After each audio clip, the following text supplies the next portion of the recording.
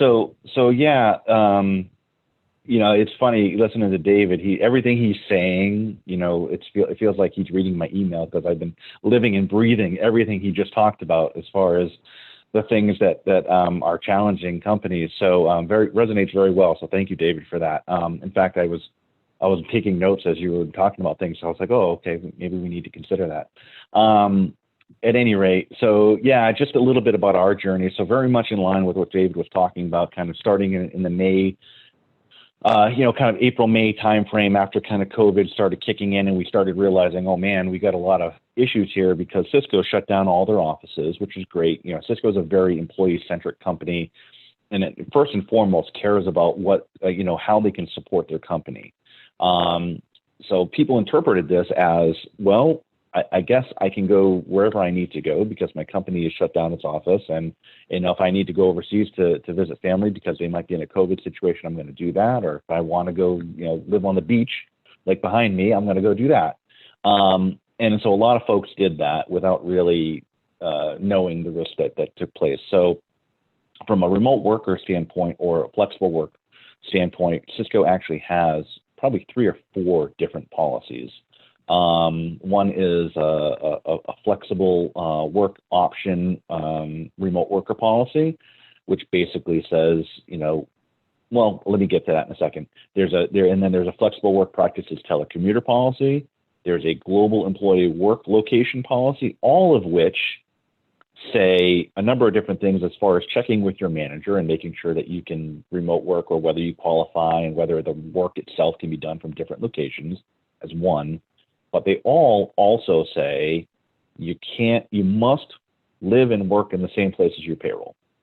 So which is the core of all of them. And at some point, they also all say, if you're doing anything different, call the mobility team. So which was kind of news to us because we wrote none of these policies. These are all kind of internal HR policies that have been written over time that all sort of refer back to the mobility team to have some sort of governance, I guess, over this, but yet, we didn't know we had governance over this.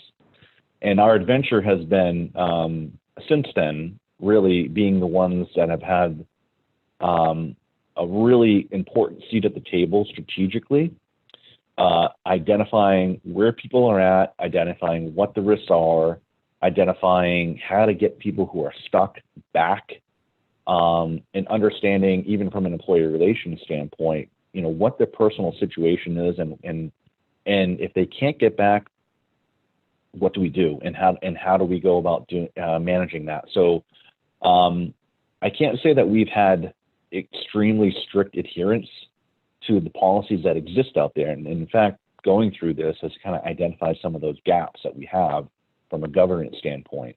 What has been the good thing about this, if there's a silver lining, is that we've been kind of thrust to the forefront.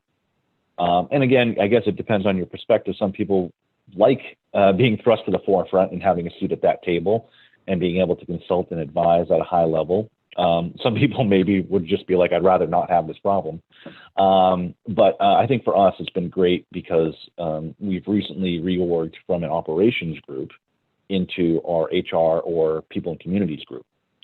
And I think as soon as we kind of went, as we were going into this group, as a lot of operations teams, have that sort of mantra of being very transactional. Even though we know in mobility we have very unique jobs and a very unique service that we provide that a lot of other folks don't know about, it has put us into the kind of spotlight to be able to consult at a very high level to show how unique our roles are. So it's been good from that standpoint. A couple statistics I can tell you. We've had hundreds of people that have been displaced as a result of COVID that we know about, and most of them have self-identified. We've worked to resolve almost all of them at this point to get them either back into the main country payroll location or come up with alternatives, either to temporarily go. Some of them have gone on some kind of temporary leave of absence in some cases, but that's very few. The biggest chunk have come back and gotten back to their main location. Some we have put on assignments so that we're compliant and others we have put on a international transfer into the country that they are currently in now, and to get them on local payroll now so they're compliant, with the intention in a future state to get them back into the original country of employment when either their personal situation it allows it, or border restrictions or visa restrictions allow for it. Because that's the other kind of complexity that I think a lot of folks are dealing with, is kind of the immigration side of things, where, especially with the presidential proclamation, people kind of went off and try to do their thing if visas expired to get their visa stamp, and then all of a sudden, things got shut down either from a travel or immigration standpoint. They can't get back.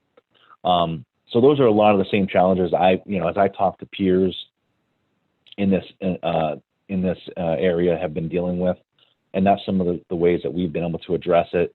The main thing that we're focusing on going forward, I think, is one, filling those gaps, because people are continuing to ask, can I work from anywhere? And a lot of those things that David mentioned, we're going to be considering and kind of retooling our policies. And from a compensation standpoint, compensation is very involved. We're very involved with compensation, as far as we're really concerned from a pay fairness standpoint. Yes. So it's not just about saving money or making sure people are, because what we're gonna have is a lot. You have someone who might be on a San Francisco salary who went back to India, and they're stuck in India making a San Francisco salary, which is like, they're billionaires over there now, living compared to the person they're sitting right next to. Right? Yeah. So from a pay equity standpoint, it's very, very impactful. We want to make sure that we kind of rectify that and work in ways to rectify that without completely blowing up that person's personal financial situation. Because that person, although they're making a lot of money in India for a temporary period of time, they still have a mortgage that they're still paying in San Francisco, perhaps. So they still have expenses that they're paying for. So it's a very unique kind of situation. But we're looking to get our arms around that, and compensation is very involved in developing policies of their own for future state.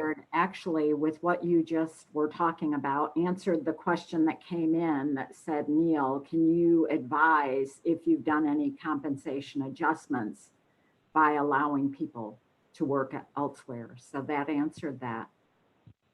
We have, and we've been doing it on an individual basis to understand the full situation. We haven't gotten to sort of a blanket, this is how we're going to treat everybody. So again, very employee-centric company, very concerned about the individual, and that's how we've been addressing it.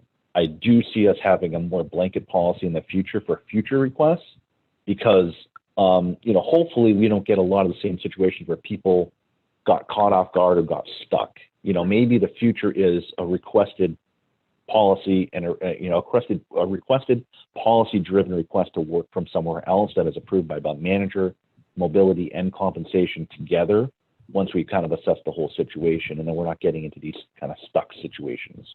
Sure. So before we move over to Chris Chalk and a little bit of insight to Coca-Cola's program, Neil, I wondered, you mentioned like transitioning people to an assignment, or you went ahead and did you do permanent transfers? How complicated was that, knowing the immigration process as it is, or converting them from one status to the other? Yeah, so that's one of the first things we look at when we have people in these situations, because most of them were returning to a country where they had, that was their primary nationality. And okay. So if that, as a citizen of that country, that was the first thing we look at. Do they have the right to work in that country? If the answer was no, then we immediately had to have them stop working. We immediately would put them on a leave of absence or some other alternative solution that would not kind of conflict with the immigration standpoint. Most had, residency in that location, so they were able to work, which means we were able to go ahead and transfer them to that work location from a payroll standpoint. Perfect. Thank you very much. So moving